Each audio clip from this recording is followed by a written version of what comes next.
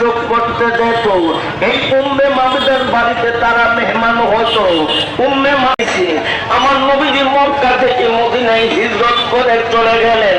13টা রাত 13টা দিন লেগেছে।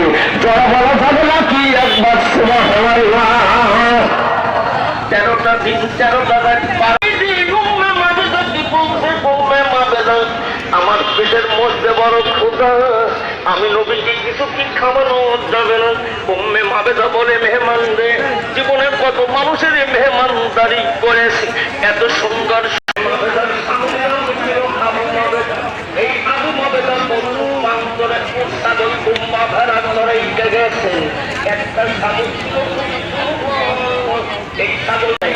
এবার আবু মাবেদা ছাগলটাকে কাছে রেখে গেছে। এবার যখন করলেন আপনার মেহমানদারি করবো, আমার ঘরে কিছু খাবার নাই,